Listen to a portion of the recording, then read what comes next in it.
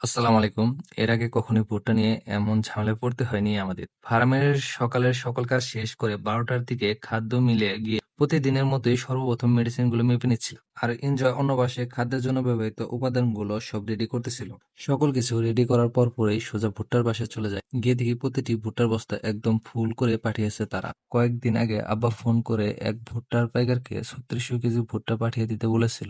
এর আগেও তার কাছ থেকে অনেকবার ভুট্টা ক্রয় করেছি আমরা, কিন্তু কখনোই তারা গড় ওজন করে ভুট্টা দেয়নি আমাদের। ভুট্টাগুলো রাতে এসেছে।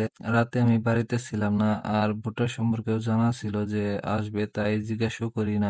দুইজনেও মিলে ভুট্টাগুলো মাপতে আমাদের অনেক কষ্ট হচ্ছিল। কোনো বস্তাতে ৯০ কেজি, কোনো বস্তাতে ১০৫ কেজি, আবার কোনো বস্তাতে ৮২-৮০ কেজি করেও ছিল। ভুট্টার বস্তাগুলো এমন ভাবে বেঁধে দিয়েছে যে বস্তাগুলো ভালোভাবে ধরাও যাচ্ছিল না। এর জন্য আরো বেশি কষ্ট হচ্ছিল আমাদের। ভুট্টাগুলো মাপতেছিলাম আর এনজয় বলতেছিল, তিনজন মিলে অটো থেকে মাথায় তুলে দিচ্ছিল আর একজন মাথায় করে ঘরে নিয়ে রাখতেছিল। ভুট্টার বস্তা একটা একটা করে মাপতেছিলাম আর ফোনের ক্যালকুলেটরে যোগ করতেছিলাম আমরা। ভুট্টাগুলো মাপা শেষে আমাদের শরীর ব্যথা করতেছিল। আবার একদিক দিয়ে সুবিধা হচ্ছিল যে এই প্রচন্ড শীতের মধ্যে আমাদের গরম করতেছিল।